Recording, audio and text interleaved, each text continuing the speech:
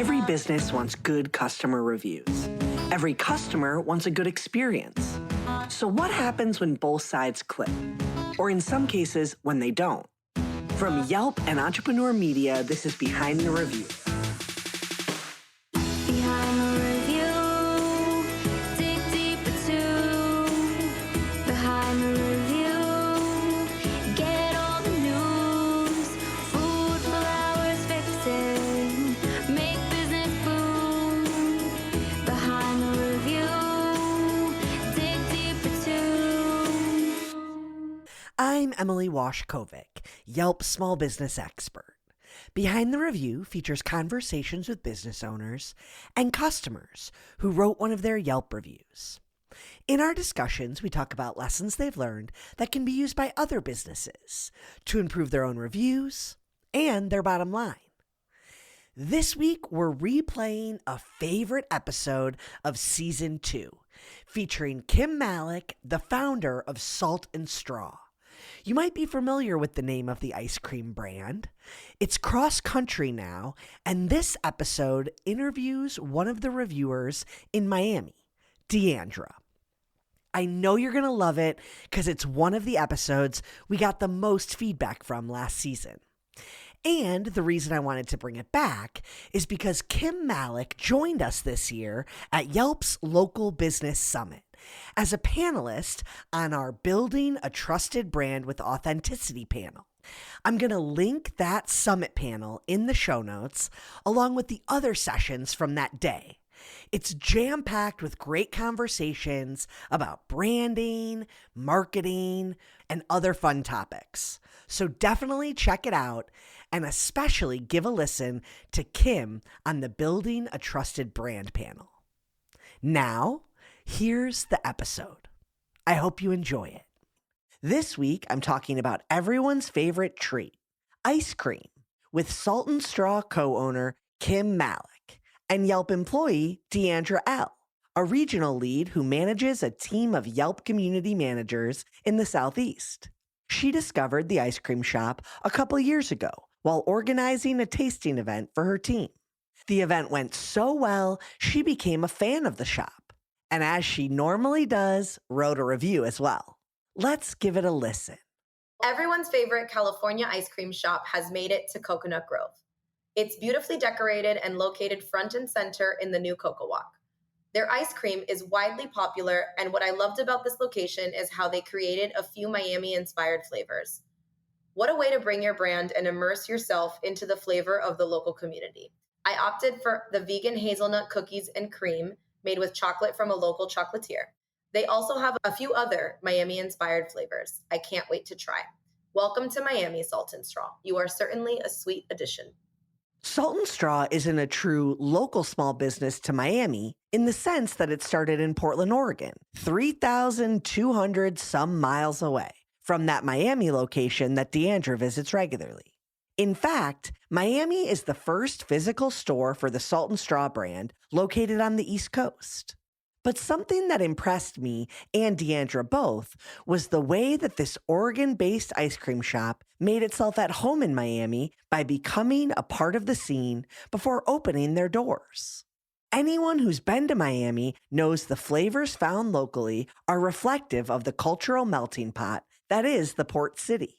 Rather than just insert themselves into the city with little introduction, Salt and Straw's owners took a very conscientious route to opening their first East Coast location. They started with almost a pop-up shop mentality and partnered with well-known local brands before committing to serious real estate space, which to me is just a brilliant idea and a great way to make introductions to the neighborhood. So they were going to be opening in Wynwood and Coconut Grove in the spring of 2020. I can't remember now if that's exactly what happened, because as we know, what also happened in spring of 2020 was COVID. But what I do remember that stuck out about them to me is that they decided to do their announcement of their stores at Panther Coffee. Panther Coffee in Wynwood. When you talk about the timeline of local businesses being important in Miami, and small businesses make our communities every single day. But when I think about as being born and raised here, when people started really caring about these local brands and what they were doing and the impact of the community, you have to talk about Panther Coffee. They were the first local coffee roasters here, and they have just really paved the way for a lot of that inspiring, community driven outreach and innovation. So they did their event to meet them and try their ice cream there. I don't know many brands that are large that do that type of work. And that's something that really stuck out to me because, as I mentioned, I'm born and raised in Miami. I am always going to try to find the local ice cream shop, the local tattoo parlor, the local bar, because that's just what we do intrinsically, right, as community managers. So it was kind of like a respect thing. I was like, okay, I see you. I want to try you. And then when I saw that they were doing collaborations with other small local brands like the Salty Donut, another small local brand that now has expanded in Florida and other states, and to see them grow and they're from Miami, it makes my heart sing truly. They know the people that they're supposed to work with, and they know the people that have really built this runway for businesses to come in here and flourish, like these local businesses that really hustled, and they're working with them. I thought that was amazing. And then they do seasonal flavors. And every time you go into a Salt and Straw, I think it's awesome because the seasonal flavors don't always feature only local partners, but they definitely feature a few of them. And they're really these niche, like one of their times they worked with Winwood Brewing Company, one of our first local brewers. One of the times they worked with Exquisito Chocolates, which is a very small, beautiful chocolatier. So it just makes me excited to try them. And also it's like this fusion of, because at one point they were a small local family run business that now has grown. And we love that for them. Owner Kim Malek had already opened multiple locations up and down the West Coast. So she had a pretty solid game plan for moving into a new market. But the West Coast vibe isn't really anything like the East Coast. So keeping Salt and Straw true to its Portland roots while infusing it with Miami flavor could have been a real challenge. Oh, this is such a good question of how to expand and stay local while also staying true to yourself. When we opened in Miami, we had opened up and down the West Coast. And even when we opened in Disneyland in California, we did these local collaborations and people responded to it so strongly. It was really cool. Even recently, I've met with people in Northern California and Southern California who have had full-on fights about whether or not Salt and Straw is based in California or, where. And so that kind of level of ownership and local collaboration is really important to who we are. We always say, instead of just exporting our ice cream, we export this ethos of Portland and these collaborations. And so opening in Miami, we actually got a little bit of some questions from people locally in the food scene who were like, yeah, we'll do collaborations with you and we're excited to do it. And it's really fun and we'll introduce you to more people. And we really want your ice cream, like what we had in Portland. And so it was a fun conversation to have and a balance to strike. We met the guys at Salty Donut and Panther Coffee, and they started to introduce us to different chocolate makers and jam makers. And oh my gosh, it's so fun to have that network unfold in front of you. And it's all about those people you get to meet. I mean, here we are, 12 years into it. And I think the top reason that we're so invigorated today, as much as we were on day one, is because of those people and relationships. And you come across ice cream flavors at Salt and Straw that you might not expect. And so much of it is due to these people we meet and these collaborations and storytelling. And so being able to do that all the way across the country in Miami was just mind-blowing and such an honor that people showed up like they did and keep showing up. The entrepreneurial bug bit Kim early in her career at one of the West Coast's most famous small business success stories, Starbucks. If any company can teach conscientious expansion, it's the coffee giant, which now has more than 35,000 stores worldwide. The genesis of Salt and Straw, the kind of glimmer in my eye, came to be in the mid 90s. And long before that, I was an early employee at Starbucks Coffee. There were 30 stores when I started and 3,000, I think, when I left. And so I was part of this little group that was figuring out how to grow the company and how to introduce the idea of a latte to people throughout the United States and throughout the world.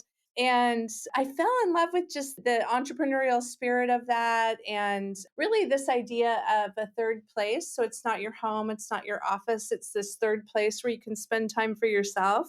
And during that time, I was stationed for a little while in Portland, Oregon. And I don't know, folks who have spent time there can tell you that it is really very community oriented. And we don't have a bunch of big Fortune 500 companies. It's super entrepreneurial, very grassroots. People are supporting each other. And I always say people kind of take you in and lift you up. And it's really special from that perspective. So one of my best friends, I met her standing on the street putting money in a parking meter. And so that idea that people just will talk to you and take you home is true. And I thought, God, an ice cream shop would be a great way to reflect that. You could run into your neighbors and spend time with friends and family and just meet people. And that idea of a third place could come to life in a way that's, it's all good. You got to get your caffeine, you got to eat, but ice cream is just pure joy. And so for me, that was the inspiration, that idea of community and reflecting that community spirit. So I started working on a business plan and looking at real estate and ended up just really kind of shelving the idea out of fear because in college, a few years prior to that, my dad had gone bankrupt running his own small business. And so the idea of starting your own company was really scary to me. And I thought I better keep my day job and not chase after this foolish idea. So I went about my business of working for a few different incredible companies until I moved back to Portland in 2009. And the stars kind of aligned to actually bring this crazy dream to life. That was the original kind of genesis of starting the company. While she might be expanding across the coast now, Salt and Straw started as a small business. A very small business, in fact, which is a financially sound place to start. But as many business owners know, even a fiscally sound starting point can run into its own set of problems. Well, Salt and Straw actually started as a push cart. So even before we had a shop, we were a push cart for a whole summer and ended up being the wettest summer on record in Portland. So people really were worried about us standing out there trying to sell ice cream, me and my cousin who joined me to help start the company. And then in August, we opened our own shop. And it was just the first day, I was sure no one would show up. And so I committed to catering a wedding. So I was out in the Oregon wine country with our little cart. And my friends who had come to support the opening were calling me and they're like, you've got to get back here. We're all working because it's so busy. People really showed up to support us right out of the gates. It was really, really busy. And I hurried back and we had to hire a bunch of people. And no one feels sorry for you when your problem is you're too busy. But it was crazy. I can remember setting my alarm just to get a couple hours of sleep and then rushing back to be there to scoop ice cream. And my cousin was making ice cream in the back. And I had a marketing background. And I remember saying, well, I'll never hire a PR firm and all that kind of stuff because I can do it myself. But when you know it, like my days were full of ordering toilet paper and making sure the light bulbs didn't go out and just training people and all the just bare basics was what consumed me. And it was a wild, crazy time. It wasn't long after the first shop that Kim and Tyler expanded to a second, and then a third shop. That expansion wasn't part of their original plans. But sometimes fate steps in and makes that next step in your business's growth pretty clear, as it did for Salt and Straw. It was an interesting journey to decide when to open another store and what that path was going to look like. Our original business plan didn't call for more than one shop. I had spent most of my career doing some pretty serious cross-continental travel, and my dream was to stay home and work in this ice cream shop. And the original genesis was around this idea of community. And so someone came to me and said, gosh, there's this location coming available in Northwest Portland. And it used to be a Torrefazione coffee shop. And back in the day, in the late 90s, back in my day, it was the place where we would all meet up, drink coffee, plan this brilliant future for how we wanted our world to be. Over the years, it had gone into disarray and it was just a shadow of its former self. And I knew if we really wanted to pursue this idea of community, that this location would be really important. So we started to work on a way to make it happen. When we opened our first shop, we didn't have any money. I cashed in my 401k. I had a garage sale. I sold my house, maxed out my credit cards. We did everything to get that store open. And here it was less than a year later, we want to open a second store. So it seemed daunting, but our friends and family stepped up and invested and loaned us money, and we were able to hobble it together and get that next store open. And it really was about this dream and mission of creating community. The next one came about a year later, was kind of Portland's Restaurant Row right by my house. And so all of that happened really organically. We got a phone call from a woman in LA who runs Jones on 3rd, and she's one of the most iconic food personalities in Los Angeles. And she wanted to know if she could sell our ice cream in Los Angeles. And it was like, what? We were blown away. And we flew down to meet with her, and it just felt like family by the end of the meeting. And so we decided to take a leap and figure out how to do it and make local flavors down in LA. And of course, that kind of, through those collaborations, led us to down the path of opening a store there. So everything just happened very, very organically in the early days. And it was super exciting and really fun. We're going to take a quick break. Be right back.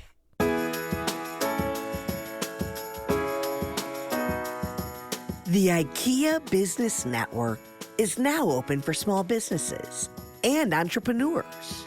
Join for free today to get access to interior design services to help you make the most of your workspace and take your brick and mortar to the next level. They also have employee well-being benefits to help you and your people grow, and amazing discounts on travel, insurance, and IKEA purchases, deliveries, and more. Take your small business to the next level when you sign up for the IKEA Business Network. And it's free, so sign up today at ikea.us/business-network. Again, that's ikea.us/business-network.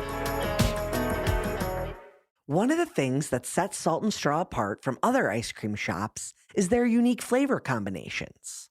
We'll talk about those in a little bit, but before we go there, I want to touch on something that Diandra emphasized, which is the atmosphere and the customer service. The experience begins before you walk in the door at Salt and Straw, and many customer expectations are set before they even get their first taste of the product. I think they definitely, first of all, did their research on areas that have a lot of walkability, because to me, there's never a time that I'm not down for ice cream, but especially if I'm walking by it. Every time you walk by it, you can tell they make like the waffle cones in there, and it smells so good. So you walk in there and it smells just delicious. So you naturally want to be there. The vibe of it, if I could describe it, it reminds me of something that would make me happy in my childhood. You walk in there and there's nostalgia. And I guess that is the nostalgia of being a child, because I grew up with ice cream as the treat. So we would go and get ice cream as a family. So when I walked in there, that's the vibe. It's very welcoming. It looks very non-pretentious, even though some of the ingredients are definitely intense. There's an olive oil one and the lavender one. And so it's not like your typical basic ice cream shop, but when you walk in, you feel this sense of welcome that I really, really appreciate. And then you can try as many ice cream flavors as you want. And you can get in a cup or a cone. You can buy pints to take home. And the experience is very sensory because it just smells really good. And you might know your go-to flavor, but you want to try a bunch of the little, and they never are going to be mad at you. The line could be out the door and you could try 6 ice creams and no one in the line is also annoyed, which is an unlikely Miami situation because people are always in a rush. But I guess you're just waiting in line at Salt and Straw, so you're fine. I think it's interesting that Diandra was so impressed by the customer service, Because it's really hard to be sad when eating a delicious dessert. With happiness built right into your product, you might assume that customer service can be less than stellar, and your customers will still have a great experience. That's not the case at Salt and Straw. Even my cousin Tyler, who makes all the ice cream, will say that the ice cream is only 49% of the experience, and 51% is when you come in. And we call it giving a moment of full face attention, where when you get to the front of the line at Salt and Straw, there's generally a big team working. And we encourage people to spend just a little more time than you might think would be logical with each guest and connect with them in their own way. And coming to work and being your best self, not a cookie cutter person. That kind of support for your team goes a long way in employee satisfaction. And we've heard time and again that great customer service depends just as much on how you treat your team as how you treat your customers. And great customer service leads to great reviews. It's always been a head scratcher to me when business owners feel contentious about reviews. I mean, gosh, sure, they're not all positive, and sometimes it can feel like it's unfair or whatnot. But at the end of the day, especially for a small business, even our size, it's probably the most valuable way for us to get feedback from our guests on a regular basis. Our leadership team reviews all reviews that come in every morning at 8:45 and just talks about who's going to follow up on what and what we can do to share the feedback internally. And there's three sides to every story, so we're always really careful about how we handle it with our team and with our guests. I know this sounds cliche, but I really take it as a gift, and I personally am highly attuned.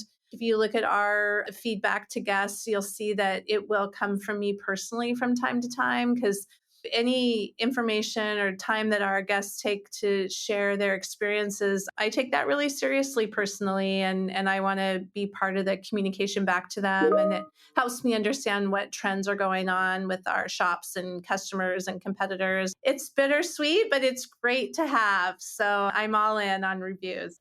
As a Yelp employee, writing reviews is second nature to Diandra. But not everyone's comfortable leaving their opinion on the internet for everyone to read.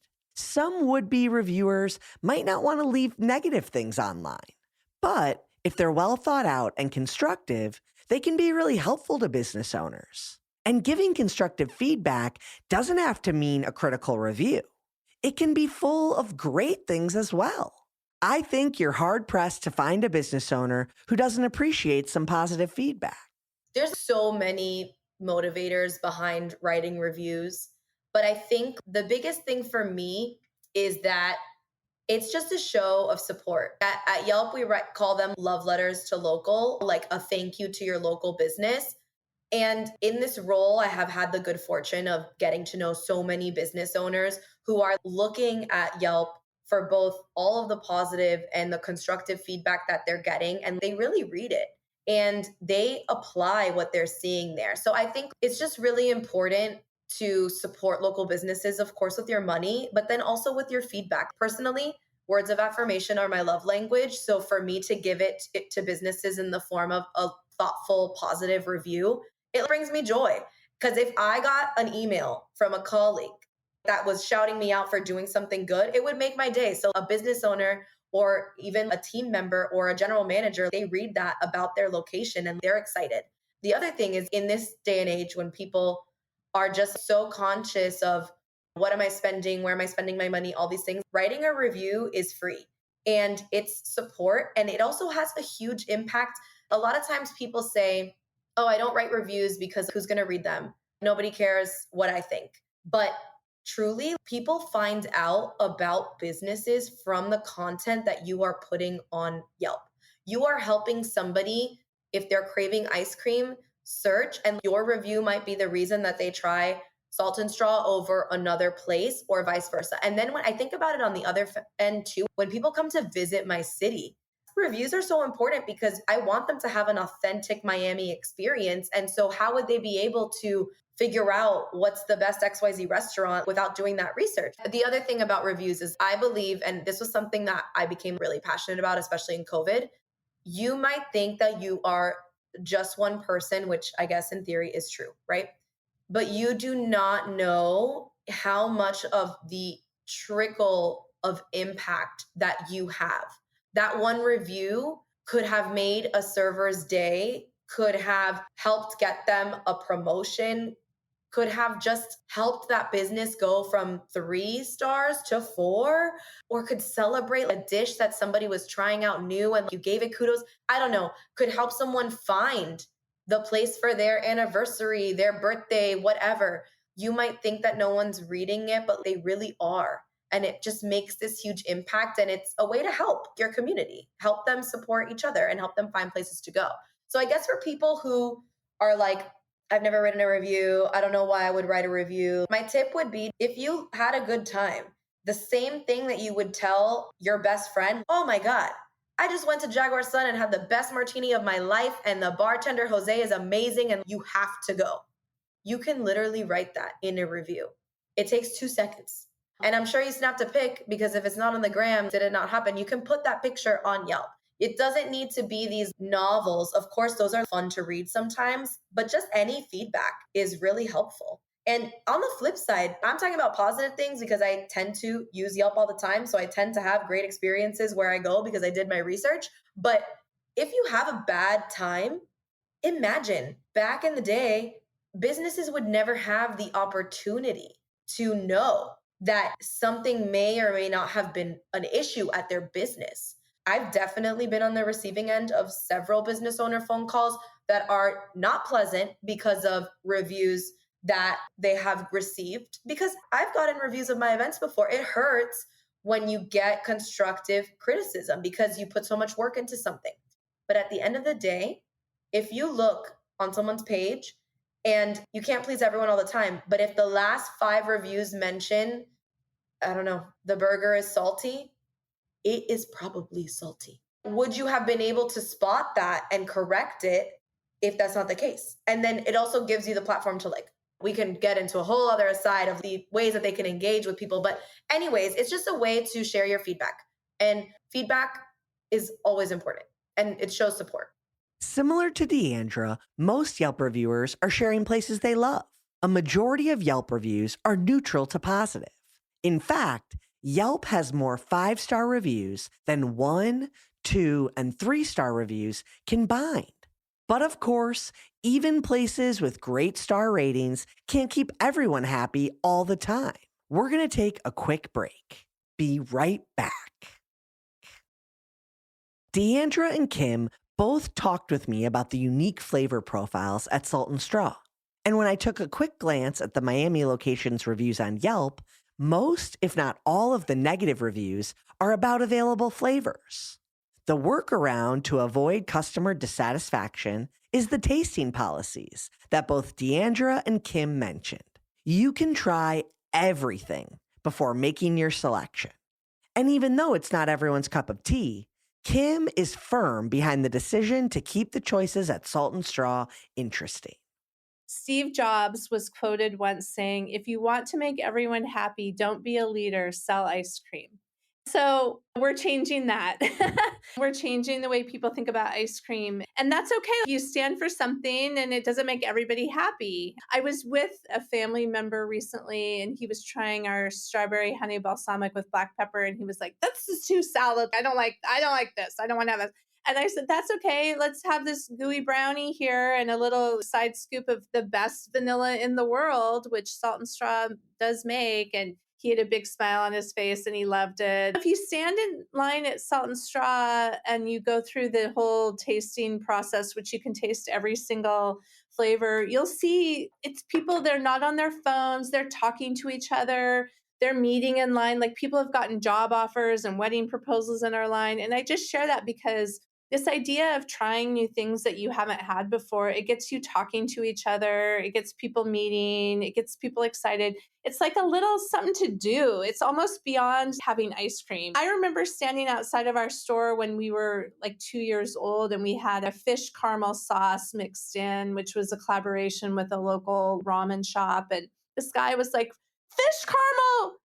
Come on, they can't put that in ice cream." He got so mad and he had no idea who I was. And I was standing right there and I was like, oh my gosh, you have to try this. And he and I talked and I got him a sample and he was laughing because he couldn't believe he got so mad right when I was standing right there. But it was just a great example of opening your mind and trying something new, and it's okay. I don't mind if people are like, no way, no way. I'm going to steer clear of that. I just think you got to stand for something in life, and gosh darn it, I'm standing for interesting ice cream. Put it on my tombstone when I die.